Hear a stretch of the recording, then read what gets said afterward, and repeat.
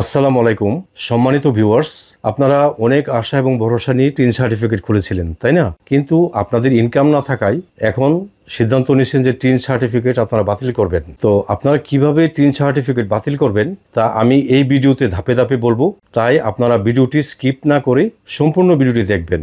ওকে, তো মূল ভিডিওতে যাওয়ার আগে একটা কথা বলে নেই, আপনারা এই পর্যন্ত যারা আমার এই চ্যানেলটি সাবস্ক্রাইব করেছেন আপনাদের সকলকে অসংখ্য ধন্যবাদ। আর আপনারা যারা এখনো আমার এই চ্যানেলটি সাবস্ক্রাইব করেননি, আশা করছি খুব দ্রুত চ্যানেলটি সাবস্ক্রাইব করে ভিডিওর বাকি অংশটি দেখবেন।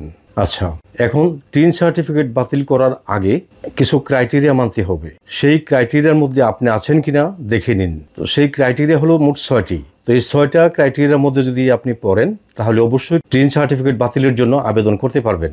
আচ্ছা, তো দেখে নিন এই 6টি ক্রাইটেরিয়ার মধ্যে আপনি আছেন কিনা। নাম্বার 1, আপনার বাৎসরিক আয় যদি কর সীমার নিচে থাকে এবং পরপর 3 বার জিরো রিটার্ন দিয়ে থাকেন তাহলে আপনি টিন সার্টিফিকেট বাতিলের আবেদন করতে পারবেন। এখন আপনার বাৎসরিক আয় যে কর সীমার নিচে কোনটা, এটা আপনি যদি পুরুষ হয়ে থাকেন তাহলে আপনার ইনকাম যদি বছরে 3,50,000 টাকা ওভার না হয় তাহলে আপনি জিরো রিটার্ন দিতে পারবেন। এরপরে আপনি যদি মহিলা করদাতা হয়ে থাকেন অথবা আপনার বয়স যদি 65 বা তার উপরে হয়ে থাকে তাহলে আপনার কোনো ট্যাক্স আসবে না, সেই ক্ষেত্রে আপনি বাতিলের জন্য আবেদন করতে পারেন। এরপরে কোনো প্রতিবন্ধী অথবা তৃতীয় লিঙ্গের যদি হয়ে থাকেন এবং বাৎসরিক ইনকাম যদি 4,75,000 টাকার নিচে হয় তাহলে কিন্তু আপনি জিরো রিটার্ন দিতে পারেন। গ্যাজেটেড মুক্তিযোদ্ধা হলে এবং আপনার ইনকাম যদি 5 লক্ষ টাকা পর্যন্ত হয় বা তার নিচে থাকে তাহলে কিন্তু আপনি জিরো রিটার্ন জমা দিতে পারেন। এই ক্ষেত্রে আপনার বাৎসরিক ইনকাম যদি কর সীমার নিচে থাকে তাহলে আপনি টিন সার্টিফিকেট বাতিলের জন্য আবেদন করতে পারবেন। নাম্বার 2, আপনি যদি অনিবাসী হন, অর্থাৎ এই বাংলাদেশ ছেড়ে একেবারে আপনি অন্য দেশে চলে যান এবং এই বাংলাদেশে আপনার কোনো ইনকাম সোর্স না থাকে, সেই ক্ষেত্রে আপনি টিন সার্টিফিকেট বাতিলের জন্য আবেদন করতে পারবেন। নাম্বার 3, টিন সার্টিফিকেটটি ভুলবশত বা ডুপ্লিকেটভাবে ইস্যু হয়ে থাকলে সেই ক্ষেত্রে আপনি বাতিলের জন্য আবেদন করতে পারেন।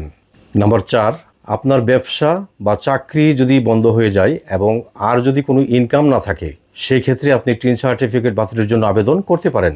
নাম্বার 5, যদি কোনো করদাতার মৃত্যু হয় বা অবসায়ন হয় বা আইনি মর্যাদা পরিবর্তনের ফলে আপনি টিন সার্টিফিকেট বাতিলের জন্য আবেদন করতে পারেন। নাম্বার 6, অন্য কোনো আইনানুগ কারণে টিন নিবন্ধন বাতিলের প্রয়োজন হলে সেই ক্ষেত্রে আপনি টিন সার্টিফিকেট বাতিলের আবেদন করতে পারবেন। তো এইগুলো 6টি ক্রাইটেরিয়া। এখন আপনি যদি এই 6টি ক্রাইটেরিয়ার যে কোনো একটিতে পড়েন তাহলেই কেবল আপনি টিন সার্টিফিকেট বাতিলের আবেদন করতে পারবেন। আচ্ছা, এখন টিন সার্টিফিকেট বাতিল করতে কি কি লাগে? টিন সার্টিফিকেট বাতিল করতে লাগে নাম্বার 1, আপনার এনআইডির ফটোকপি। নাম্বার 2, আপনার যে টিন সার্টিফিকেট আছে তার প্রিন্ট কপি, ফটোকপি না, প্রিন্ট কপি। এবং নাম্বার 3, আপনি পরপর 3 বার জিরো রিটার্ন জমা দেওয়ার পরে যে অ্যাকনোলেজমেন্ট অর্থাৎ প্রাপ্তি স্বীকারপত্র পান, সেই প্রাপ্তি স্বীকারপত্রের সাথে একটি দরখাস্ত লিখবেন। যে দরখাস্তটা আমি স্ক্রিনে দিলাম, আপনারা ইচ্ছা করলে এটা স্ক্রিনশট নিয়ে নিতে পারেন অথবা আমি এই ভিডিও ডেসক্রিপশন বক্সে এই দরখাস্তটা দিয়ে দিব, আপনারা সেখান থেকে ডাউনলোড করে নিতে পারবেন। শুধুমাত্র এই দরখাস্তের মধ্যে আপনি এডিট করবেন যে আপনি কি কারণে টিন সার্টিফিকেট খুলেছিলেন। আপনি যদি সঞ্চয়পত্রের জন্য খুলে থাকেন আপনি লিখবেন যে আমি বিগত 3 বছর আগে সঞ্চয়পত্র খোলার জন্য টিন সার্টিফিকেট খুলেছিলাম। আপনি যদি জমি ক্রয় বা বিক্রয়ের জন্য অথবা লোন তোলার জন্য অথবা ফেসবুক বা ইউটিউবের জন্য আপনি যে কারণে তোলেন সেই কারণটা এখানে লিখে দিবেন আর আপনার টিন নাম্বারটা এখানে দিবেন। আপনার কর অঞ্চল মানে ট্যাক্স জোন এবং ট্যাক্স সার্কেলটা দিয়ে নেবেন। আর ওয়ার্ড ফাইলে যেহেতু দিচ্ছি আপনারা এডিট করতে পারবেন। তো সব কিছু প্রসেস করার পরে আপনি নিজে অথবা আপনার পরিচিত যে কাউকে দিয়ে আপনার ট্যাক্স অফিসে এই আবেদন এবং এই ডকুমেন্টসগুলি পাঠিয়ে দিবেন। তাহলে উপকর কমিশনার আপনার এটা যাচাই বাছাই করে বাতিল করবে। তবে বাতিল বলতে চিরতরে কিন্তু বাতিল নয়, কোনো না কোনো কারণে যদি আপনার ভাগ্য খুলে যায় এবং ইনকামও বেড়ে যায় তাহলে আপনি আবার আবেদন করে সেই একই টিন নাম্বার আপনি পুনরায় ফিরিয়ে আনতে পারবেন। হ্যাঁ, কারণ একটা ব্যক্তির জন্য টিন নাম্বার একটাই থাকে। আছে না যে আপনি আবার টিন সার্টিফিকেট খুলবেন আর কোনো সার্টিফিকেট খুলতে হবে না, এই সার্টিফিকেটে আপনার আজীবন থাকবে। তবে সাময়িকভাবে আপনি রিটার্ন জমা দেওয়া থেকে বিরত থাকবেন আর কি, এটাই। তো আশা করি আমার ভিডিওটি আপনাদের একটু হলেও উপকার আসবে। যদি আমার এই ভিডিওটি আপনাদের একটু হলেও উপকার আসে তাহলে লাইক, কমেন্ট এবং শেয়ার করে দিবেন। সেই সাথে এই চ্যানেলটি সাবস্ক্রাইব করে আপনারা আমার সঙ্গে থাকবেন। আপনারা সকলেই ভালো থাকবেন। খোদা হাফিজ।